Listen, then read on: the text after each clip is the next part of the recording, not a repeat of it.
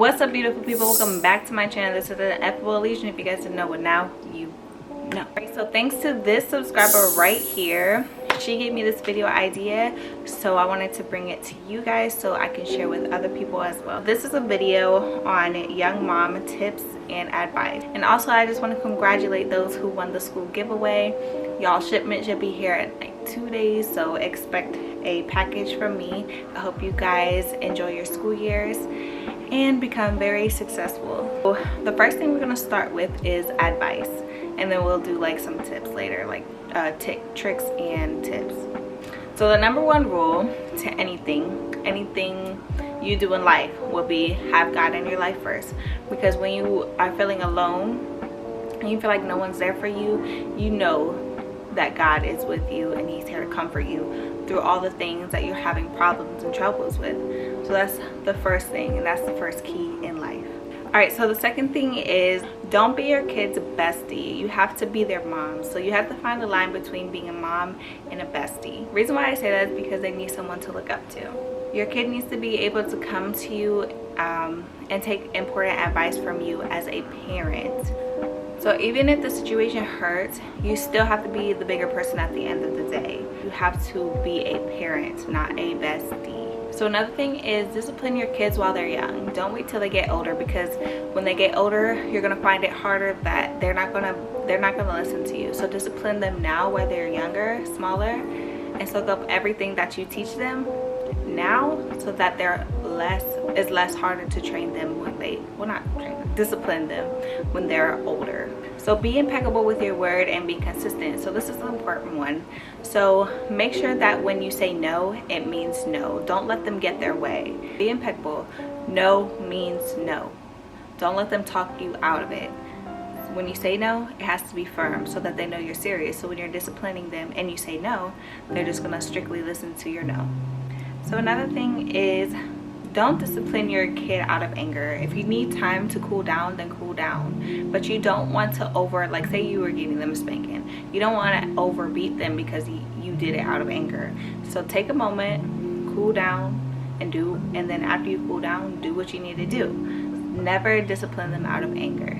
Okay, so I think this is a really big one. Okay, so don't let your kid like ask the opposite parent for something. So this means like say your kid wanted a toy at the store and you said no. Don't let your kid go to the father and ask, hey, can I have that toy? But you already said no and he said yes. You have to verbally know what each other said and respect what each other said. So both of you guys are saying no. It can't be, oh, mommy's always gonna say yes, but daddy's always gonna say no. It's gotta be like, oh, mommy and daddy said yes together, if that makes sense. The next one's gonna kind of get deep and personal, but I feel like it's always needed to show awareness, you know? You can't just give your kid to anyone. Like, you cannot trust everybody and anybody with your kid. A lot of the times, kids are sexually assaulted. You as a parent aren't making sure that the person that they're with is 110% safe. Like your parents, like my parents, I know my kid is 110% safe with them. So don't just be handing your kid out to anybody. A lot of these kids, they're sexually assaulted by their family members, so you have to make sure you know your family members and you can trust them as well. So you never want to just give your kid away to anybody, especially like if it's a female, like for your kid. If your kid is a female, you definitely don't want to trust a man with your kid, if that makes sense, because these guys out here, this world is only getting crazier. I feel like another one is don't let people bathe your kid. I feel like only you, or maybe even your parents, because you should trust them, right? They should be the people who can bathe your kid. I don't feel like your cousins should bathe their kid, your friends should bathe their kid, because you never know. You just never know. Tips and tricks. So let's talk about potty training. So for potty training, I just kind of learned this. My husband called me the other day and told me about this. So at first, for potty training, I was taking her to the toilet like here and there during the days. I could have done better, but she wasn't saying I had a potty. She knew to potty in the bathroom, because I remember when I was bathing her, she told me that she had to take a dump. And I was like, okay. So I put her on the potty and she used the bathroom. So I know that she knows to use the potty, but she's just not listening. So my husband calls and he says, hey, I'm gonna buy her some underwear, and if she potties in the underwear, she knows that it's gonna feel different. So I was like, okay, bet. So right now what we're doing is putting big girl underwear on her instead of a pull-up, so that she can feel like that she's using the bathroom on herself. So this is going to force her to use the bathroom. Okay, so another one is buy a car seat with like different levels of ages. So it starts like as an infant, then going into a toddler, then going into whatever. So a car seat with like that can adjust to the size of your kid.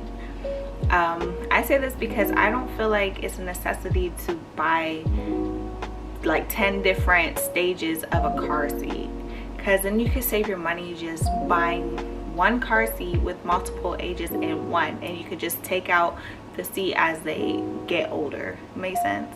Okay, so another one that I am actually horrible at is set your baby at bedtime. So like 8 or 9, and this also plays a part in your freedom.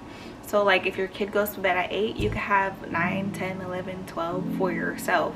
So set your kid at bedtime. So nap time. So make sure your kid takes a nap earlier in the day so that they can rest at night.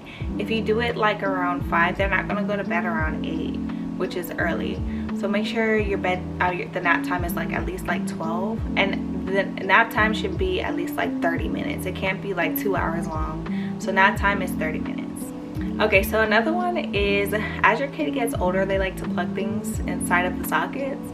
So make sure you buy like these little I'll insert a picture here, these plugs to go inside of the sockets so that your kids don't be sticking things inside, because my daughter also does the same thing. So make sure we have those little plugs to just like a safety plug to just plug it in. My lovely kid likes to try and open doors. Well, she does open doors actually, and she'll run outside, and that is not okay. So what I did was buy these safety door locks so that my kid wouldn't run outside, so she couldn't open the door. Okay, so that is the end of my video. I hope you guys took at least something from this video. There's so much more. I can make a part 2 if you guys want me to make a part 2, but these are just some things that I know that are pretty accurate in teaching your kids the do's and don'ts and tips and tricks. So I love you guys, and I'll see you guys in the next video.